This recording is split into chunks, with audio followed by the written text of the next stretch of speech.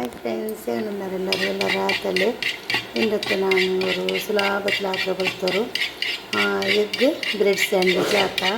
ഇത് കുറച്ച് ഉപ്പിട്ടിട്ട് ഒരു 3 മുട്ട എടുത്തിട്ട് കലക്കിക്കൊണ്ടില്ല.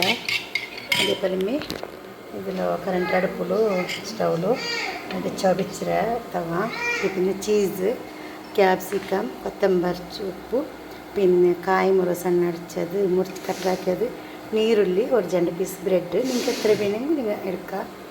അപ്പോൾ ഇത് കാല് വെച്ചാട്ട് തെല്ല എണ്ണ വിത്തുക.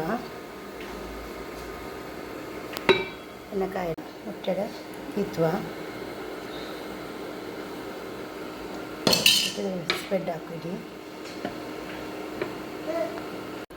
നല്ല മുന്തപ്പൊടി, ಉಪ್ಪು, ಮುಟ್ಟೆ ಇಟ್ಟರೆ ಸಾಕ. ಮುಟ್ಟೆ ಕಾಂಜಂಬಾರ್ಬತ್ತು ಬ್ರೆಡ್ ಪೀಸ್ ಬೇಕಾ. ಕೆಲವು ಟೊಮೆಟೊ ಸಾಸ್ ಇಟ್ಟರೆ ಬ್ರೆಡ್ ಮೇಲೆಗೆ, ಕ್ಯಾಪ್ಸಿಕಮು, ಟೊಮೆಟೊ,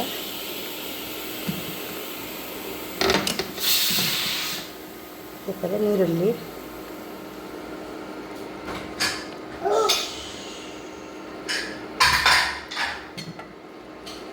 ಚೀಸಲ್ಲಿ ಇಟ್ಟಿಟ್ಟು ಬೆಚ್ಚ ಇತ್ತಿದ್ರೆ ಅಡಿಮೇಲೆ ಹಾಕುವ.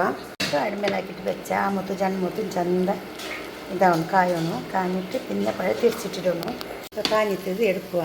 എടുത്തിട്ട് പ്ലേറ്റ് ഇട്ടിട്ട് പീസാക്കും. ഇന്ന് ബ്രെഡ് സാൻഡ്വിച്ച് റെഡി ആയിട്ട്, ബ്രെഡ് എഗ് സാൻഡ്വിച്ച് റെഡി ആയിട്ട് നല്ല ಟೇಸ್ಟ್. ಅವ್ರು ಅರ್ಜೆಂಟ್ಗೆ ಹಾಕಿಟ್ಟು ಮಕ್ಕಳು ಕೊಡ್ಕೊ ಬರ್ತದೆ.